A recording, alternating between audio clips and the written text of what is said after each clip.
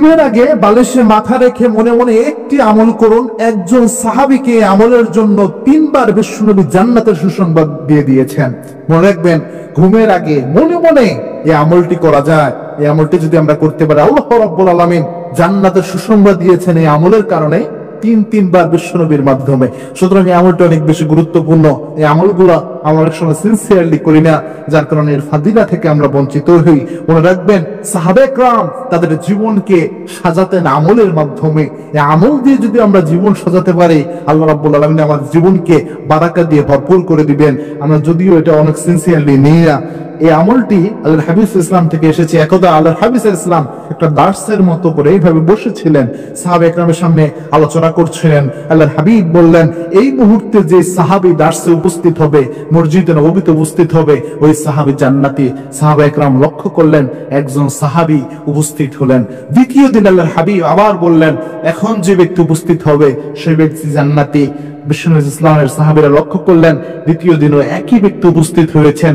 3 দিনের দিনও বিশ্বনবী যখন বললেন, এখন যে ব্যক্তি এখানে উপস্থিত হবে সেই ব্যক্তি জান্নাতি, সাহাবা একরাম লক্ষ্য করলেন 3 নাম্বার দিনও সেই একই ব্যক্তি উপস্থিত হয়েছেন। সাহাবীদের মধ্যে কিউরিসিটি জাগলো। একজন সাহাবী চিন্তা করলেন, কি এমন আমল করে এই সাহাবী যে 3 বার আল্লাহ রাব্বুল আলামিন তাকে জান্নাতের সুসংবাদ দিলেন বিশ্বনবীর মাধ্যমে। ওই সাহাবী ওই জান্নাতের সুসংবাদ প্রাপ্ত সাহাবীকে বললেন, ভাই আমি একটু চাই আপনার মুসাফির, আমি একজন মুসাফির হয়ে এসেছি, আমি চাই আপনার একটু মেহমান হতে, আমার বাসায় একটু সমস্যা হয়েছে, আমি আপনার মেহমান হতে চাই। ওই সাহাবী বলছেন, হ্যাঁ ভাই চলেন। 3 দিন যাবত ওই সাহাবীর বাসায় তিনি থাকলেন। তিনি দেখলেন অন্যান্য সাহাবীরা যেমন রাতের বেলায় তাসবিহ তাহলিল করে, ওই সাহাবী ওই কাজটা করে। অন্যান্য সাহাবীরা যেভাবে তাহাজ্জুদের নামাজ পড়ে, এই সাহাবী একই তাহাজ্জুদের নামাজ পড়ে। অন্যান্য সাহাবীরা যে আমলগুলো করে, এই সাহাবী একই আমল করে। কোনো পার্থক্য তিনি পেলেন না।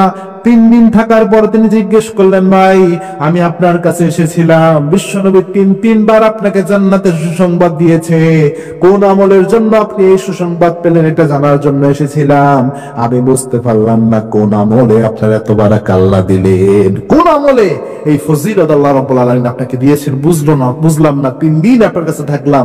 ওই সাহাবী বলছেন যে, ভাই আমি তো স্পেশাল কোনো আমল করি না, আমার জানা মতে কোনো স্পেশাল আমল আমার নাই। তবে আমি যখন ঘুমাতে যাই, আমি যখন রাতের বেলায় শুয়ে পড়ি, তার আগ মুহূর্তে আমি আমার মনের মধ্যে কোনো হিংসা, কোনো ক্ষোভ কোনো ব্যক্তির ব্যাপারে রাখি না। আমি সবাইকে মাফ করে দেই, কারো ব্যাপারে কোনো হিংসামূলক কোনো কিছু আমি রাখি না। এ হতে পারে এই আমলটার জন্যই আল্লাহ রাব্বুল আলামিন আমাকে বারাকা দান করে দিয়েছেন। মনে রাখবেন প্রিয় ভাই, রাতের বেলায় আপনি যখন শুতে যাচ্ছেন, সকালে যে আপনি ঘুম থেকে উঠবেন এর তো কোনো গ্যারান্টি নাই। যে মানুষরা আপনাকে কষ্ট দিয়েছে তার ব্যাপারে যদি আপনি হিংসা, ক্ষোভ মনের মধ্যে রেখে দেন, কোন মানুষের ভালো দেখলে আপনার মনে যদি হিংসা চলে আসে, এটা নিয়ে যদি আপনি মারা যান, আল্লাহ চাইলে বিশ্বনবীর হাদিসে বলেছেন, কোন ব্যক্তির মধ্যে হিংসা অহংকার থাকলে ওই ব্যক্তি সহজে জান্নাতে যেতে পারবে না। সুতরাং উচিত হচ্ছে ঘুমের আগে, এটা মনে মনেই করা যায়, মনে মনে মানুষের ব্যাপারে ক্ষমার চিন্তা করা, মানুষের ব্যাপারে হিংসার যে আক্রোশ রয়েছে এটা মন থেকে দূরে সরিয়ে দেওয়া। আল্লাহ রাব্বুল আলামিন এই আমল করার তৌফিক আমাদের সকলকে দান করুন। আল্লাহুম্মা আমিন।